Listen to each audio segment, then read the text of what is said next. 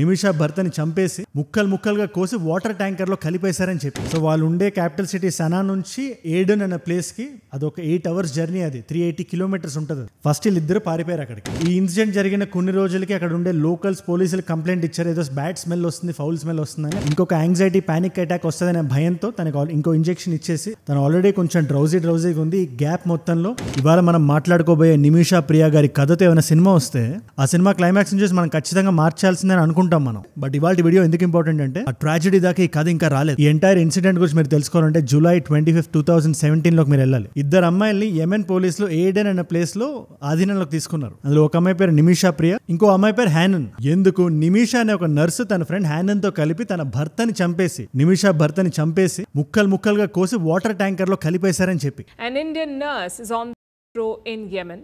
Her name is Nimisha Priya.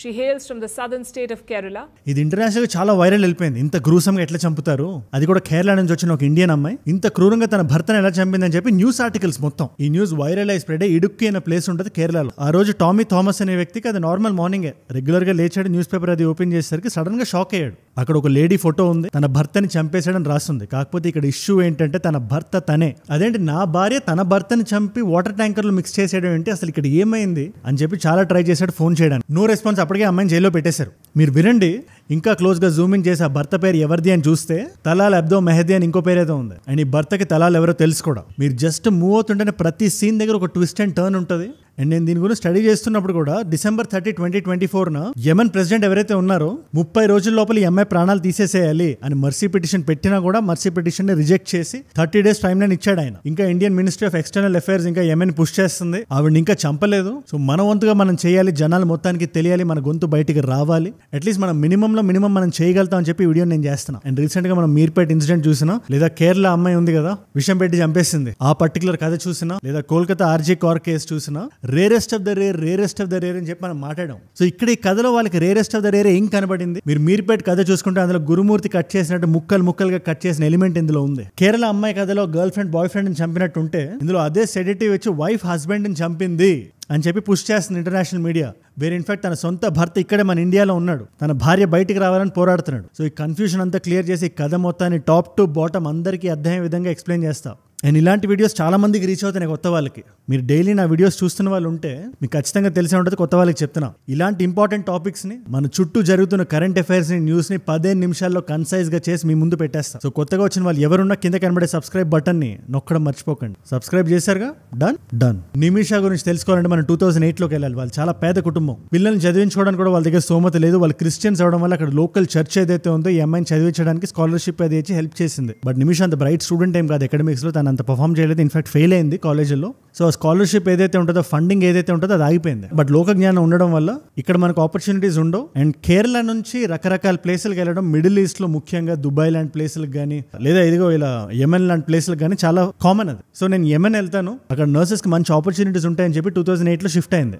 అవగానే అక్కడ nurse లా government హాస్పిటల్లో జాబ్ జాయిన్ అయిపోయింది. బాగా పనిచేయడం వల్ల లోపల తనకి స్వతహాగా ఒక ఎంపతి ఉండడం వల్ల తనతో ఎవరైనా పేషెంట్స్ మాట్లాడినా కూడా తిని తీసుకునే విధానం కానీ వాళ్ళకి బాగా నచ్చింది. అండ్ ఒక గుడ్ అమౌంట్ సంపాదించేది, వాళ్ళ ఇంటికి పంపించేది. ఇంటి పరిస్థితులు కూడా చాలా బెటర్ అయినాయి. ఫ్యామిలీ స్థిరపడింది కాబట్టి 3 సంవత్సరాల తర్వాత 2011 లో తనకి సంబంధాలు అవి చూడడం మొదలు పెట్టారు. టామీ థామస్ అనే వ్యక్తి చాలా మంచోడ్లో ఉన్నాడు. తను అక్కడ ఆటో నడుపుతుంటాడు ఇడుక్కి అనే ప్లేస్ లో. బట్ ఎటువంటి చెడు అలవాట్లు అది లేదు. నువ్వు ఒకసారి వచ్చి చూడు, నీ కూడా నచ్చితే పెళ్లి చేసుకుందాం అని చెప్పి వాళ్ళ అమ్మ పిలిచింది. తను రిటర్న్ ఇండియా వచ్చింది. ఆ టైంలో పెళ్లి చూపుల్లో ఒకరికొకరు బాగా నచ్చారు. పెళ్లి కూడా అయిపోయింది అదే ట్రిప్ లో. అప్పటిదాకా తను అక్కడ ఆటో నడుపుకునేవాడు. కానీ 2012 లో యెమెన్కి వెళ్ళేటప్పుడు మీరు కూడా నాతో రండి, అక్కడ ఆపర్చునిటీస్ బెటర్ గా ఉంటాయని చెప్పి ఈ థామస్ కూడా వైఫ్ పట్టుకెళ్ళింది. వాళ్ళిద్దరు అక్కడికి వెళ్ళారు. తను ఎలక్ట్రీషియన్ దగ్గర ఒక అసిస్టెంట్ లా జాయిన్ చేస్తున్నాడు. తిని హాస్పిటల్లో నర్స్ లా పని చూసుకుంటుంది. అదే సంవత్సరంలో వాళ్ళకి ఒక చిన్న పాప కూడా పుట్టింది. పాప పుట్టి 2 సంవత్సరాలు అవుతుంది. మనందరికీ తెలిసినట్టు ఫ్యామిలీలో కొత్త వ్యక్తి అలా వస్తే వేరే కంట్రీలో కన్నా మన కంట్రీలో చూసుకోవడం చాలా బెటర్ ఉంటుంది. ప్లస్ ఇక్కడ ఎలక్ట్రీషియన్ గా నాకు పెద్ద జీతం కూడా రావట్లేదు. నేను ఇండియాకి వెళ్ళి పాపని చూసుకుంటాను, నువ్వు ఇక్కడే ఉండి నీ కెరియర్ కూడా బాగుంది కాబట్టి ఇక్కడ ఈ పని చూసుకో, నువ్వు సమయం సందర్భం చూసి పరిస్థితులు అవి బెటర్ అయినప్పుడు నువ్వు ఇక్కడ రావడం కానీ మేము అటు రావడం కానీ జరుగుతుంది అని చెప్పి తను ఇండియాకి వచ్చేసాడు హస్బెండ్. ఇది జరిగిన సంవత్సరం 2014. 2015 లో something very very interesting happened. ఇక్కడ తీసుకున్న డెసిషన్ ఇవాళ క్యాపిటల్ పనిష్మెంట్ వరకు తన లైఫ్ స్పైరల్ అవడానికి కారణమైంది. అయింది. తను ఒకటే ఫిక్స్ అయింది, ఇక్కడ లోకల్ పేషెంట్స్ అందరికీ నేను బాగా ఇష్టం, నా కోసం ఈ పర్టికులర్ క్లినిక్ వస్తున్నారు. ఆ క్లినిక్ హెడ్ పేరు, ఓనర్ పేరు అబ్దుల్ లతీఫ్. ఈ పేర్లు గుర్తుపెట్టుకోండి, చాలా ఇంపార్టెంట్. సో నేను కష్టపడి అతనికి బిజినెస్ ఇవ్వడం ఎందుకు, నేనే ఒక చిన్న క్లినిక్ పెట్టుకుంటే ఈ ప్రైమరీ హెల్త్ కేర్ ఏదైతే ఉంటుందో బేసిక్ ఫస్ట్ ఎయిడ్ ఇవ్వడం కానీ అవన్నీ నేనే చూసుకోవచ్చు కదా అని చెప్పి ఒక చిన్న థాట్ వచ్చింది తనకి. కాకపోతే యెమెన్ లో ఒక రూల్ ఉంది, ఇలాంటి బిజినెస్ ఎంటర్ప్రైజ్ ఏమైనా పెట్టాలంటే ఖచ్చితంగా ఒక యెమెన్ పాస్పోర్ట్ ఉండే వ్యక్తి తనకి పార్ట్నర్ గా ఉండాలి. తను బాగా ఆలోచిస్తే తనకు ఒక వ్యక్తి పేరు తట్టింది. ఆ క్లినిక్ పక్కన బట్టల దుకాణం ఉంది. ఆ దుకాణం ఓనర్ తలాల్ అబ్దో మెహదీ, తల్లాల్ అని పిలుద్దాం లేదా మెహదీ అని పిలుద్దాం. ఈ మెహదీ అనే వ్యక్తి చూడడానికి కొంచెం అమాయకంగా ఉంటాడు, చిన్నగా ఉంటాడు. ప్లస్ ఈ బట్టల షాప్ కి తను మల్టిపుల్ టైమ్స్ వెళ్ళింది, ఒక ఫ్రెండ్షిప్ అనేది ఏర్పడింది. ఇన్ఫాక్ట్ తన భర్తను కూడా తీసుకొని వెళ్ళింది. సో భర్తకు కూడా తెలుసు, తను కూడా హెల్ప్ చేయడానికి సిద్ధంగా ఉన్నాడు. తనకు ఆల్రెడీ పెళ్ళే ఉంది కాబట్టి ఎటువంటి ప్రాబ్లం ఉండదు అని చెప్పి తను ఎట్లో అట్లా ఒప్పించింది. కాకపోతే ఇక్కడ చిన్న ఇష్యూ వచ్చింది. ఈ అబ్దుల్ లతీఫ్ అని చెప్పాను కదా, ఈ క్లినిక్ ఓనర్ ఎట్లో అట్లా పసిగట్టేశాడు. ససే మీరా నువ్వు అట్లా వెళ్ళడానికి వీలు లేదని చెప్పి చాలా గొడవ పెట్టాడు. ఫైనల్ గా సరే నేను కూడా దీంట్లో ఇన్వెస్ట్ చేస్తాను, నువ్వు ఆ మెహదీకి పార్ట్నర్షిప్ ఇవ్వడం కన్నా నాకు పార్ట్నర్షిప్ ఇవ్వు, 33% షేర్ నాకు కావాలి, మిగతా 65% నువ్వు పెట్టేసుకో, 66% నువ్వు పెట్టేసుకో అని చెప్పి ఆ అమ్మాయిని ఎట్లో అట్లా ఒప్పించాడు. ఈ అమ్మాయి వెళ్ళి మెహదీకి చెప్పింది. మెహదీ కూడా ఓకే చిల్, నీ జీవితం బాగుంటే దానికన్నా ఎక్కువ నాకేం కావాలి, నీకు పార్ట్నర్ దొరికాడు కాబట్టి నేను హెల్ప్ చేస్తాను ఈ క్లినిక్ అది ఎస్టాబ్లిష్ చేయడంలో అని చెప్పి హెల్ప్ కూడా చేశాడు తను. ఏది ఆ బెడ్స్ అవి తెప్పియడం, వేరే రా మెటీరియల్ ఉంటుంది కదా అవన్నీ తెప్పించి పెట్టించి అక్కడ ఫోటోలన్నీ తిన భర్త కూడా పంపించాడు. చూడండి ఎంత బాగుందో హాస్పిటల్ అని చెప్పి, అల్ అమాల్ అని చెప్పి హాస్పిటల్ పేరు కూడా పెట్టారు వాళ్ళు. ఇదంతా జరిగిపోయింది 2014 ఎండింగ్, 2015 బిగినింగ్ లో. హాస్పిటల్ బాగా రన్ అయింది.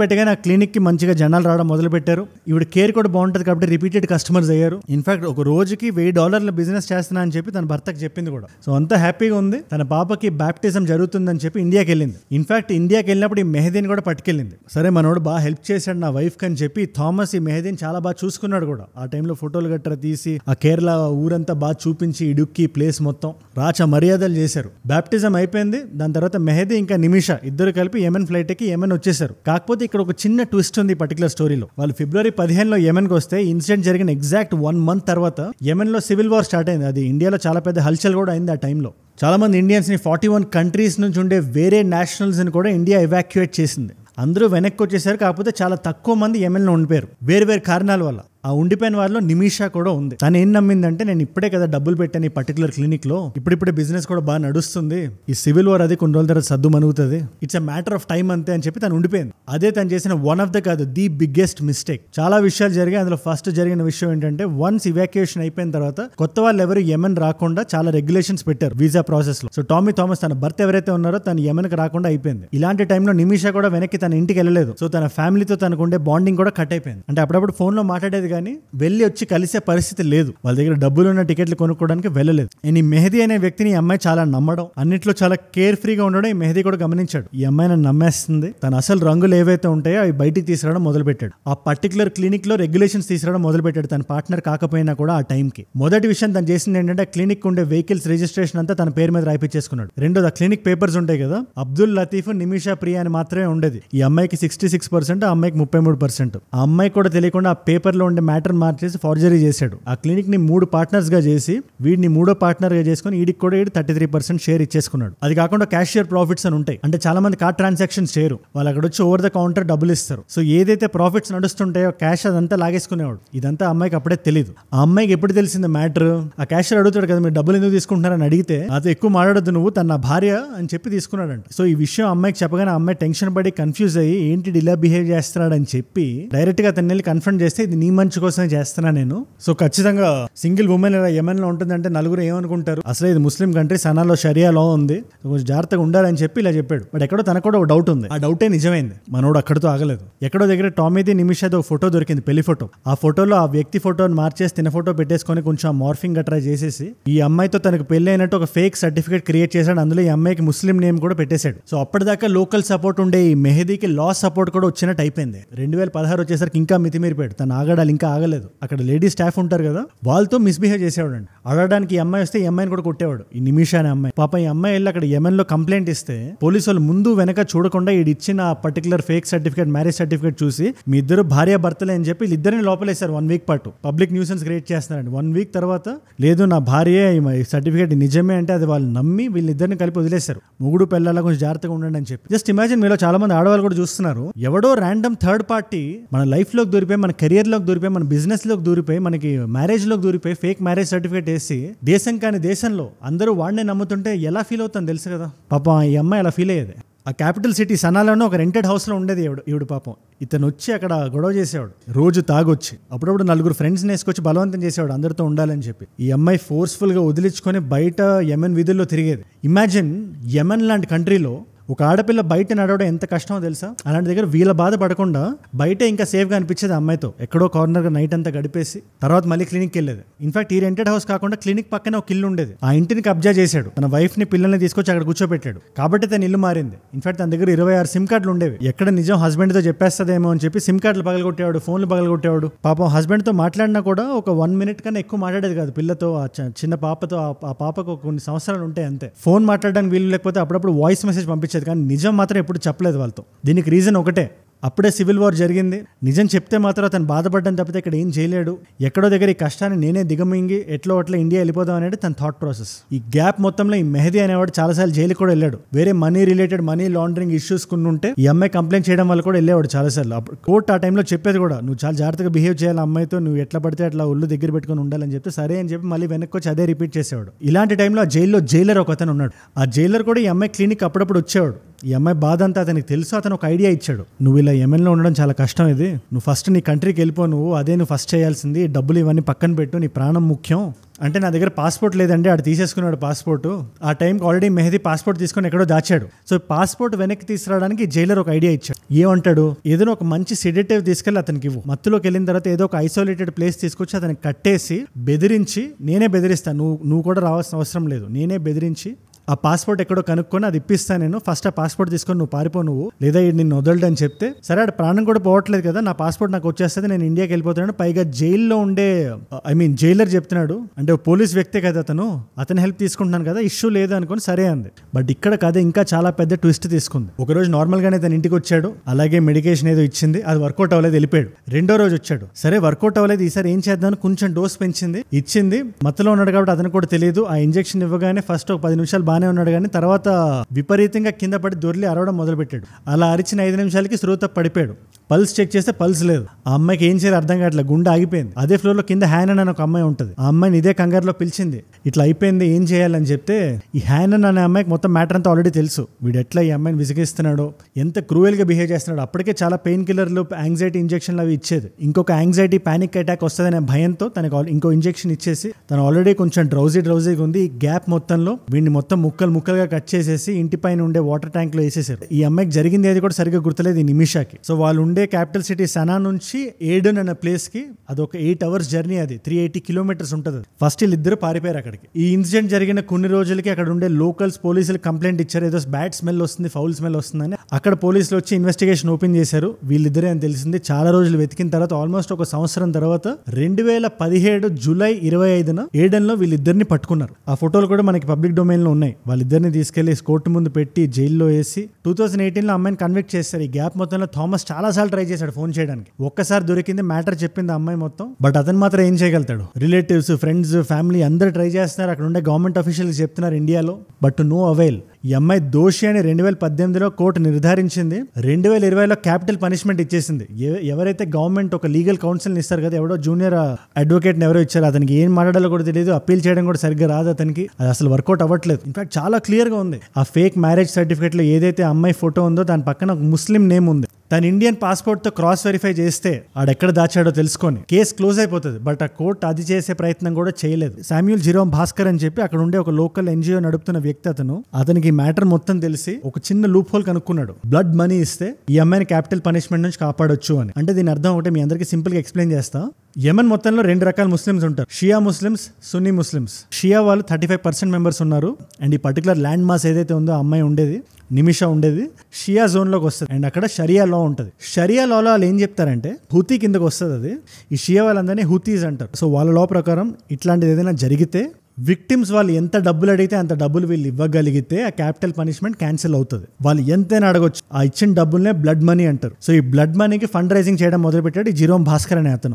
Sharia law, if the family of the victim is giving the pardon by receiving the blood money, the accused can be saved their life. చాలా ట్రై చేశాడు, ఇంకా ఫండ్ రైజ్ అవుతూనే ఉంది. ఈ లోపల ఇండియన్ ఎంబసీ నుంచి ఒక వ్యక్తి వచ్చాడు, నేను నెగోషియేట్ చేస్తాను ఆ విక్టిమ్ ఫ్యామిలీతో, నాకు $40,000 కావాలి ఫీజు లాగా అని చెప్పి $20,000 ఇస్తే తన టాక్స్ నడిపాడు. బట్ మిగతా $20,000 ఇస్తే గానీ మిగతా టాక్ నేను నడపను అని చెప్పి మధ్యలో ఆపేశాడు అతను. ఈ లోపల ఈ ఫండింగ్ కూడా రికవర్ అవ్వలేదు. ఈ గ్యాప్ మొత్తంలో మొన్న ఐ థింక్ ఒక నెల క్రితం December 30th యెమెన్ ప్రెసిడెంట్ ఎవరైతే ఉంటారో ఆయనకి చాలా మర్సీ పిటిషన్స్ వెళ్ళాయి. ఈ అమ్మాయి చేసిన తప్పు లేదు, ఈ అమ్మాయిని వదిలేయండి అని చెప్తే ఆయన ఒకటే మాట అన్నాడు, నేను రిలక్టెంట్ గా దీన్ని డిస్మిస్ చేస్తున్నాను, ఈ అమ్మాయి క్యాపిటల్ పనిష్మెంట్ ఉండాల్సిందే, నెల రోజుల లోపల శిక్ష ఏదైతే ఉందో అది పడిపోవాల్సిందే, ఆ అమ్మాయి ప్రాణాలు తీసేయాల్సిందే అని చెప్పాడు ఆయన. యెమెన్ ఎంబసీ లేదు ఆయన అలా అనలేదు, ఇదన్నాడు అదన్నాడు అని చెప్పి కొంచెం it's beating around the bush. కానీ మ్యాటర్ అదే, షరియా లా కింద జరగకూడని జరిగిపోతుంది. ఈ లోపల వీళ్ళేమంటున్నారు, 17 లక్షలు అంటారు ఒకడు, 2 కోట్లు అంటాడు ఒకడు, 3 కోట్లు అంటాడు ఒకడు, 5 కోట్ల నష్టపరిహారం అడిగారు అంటారు ఒకడు. బట్ ఆ డబ్బులు కలెక్ట్ అవుతున్నాయా లేదా మనకి ఇంకా తెలియదు.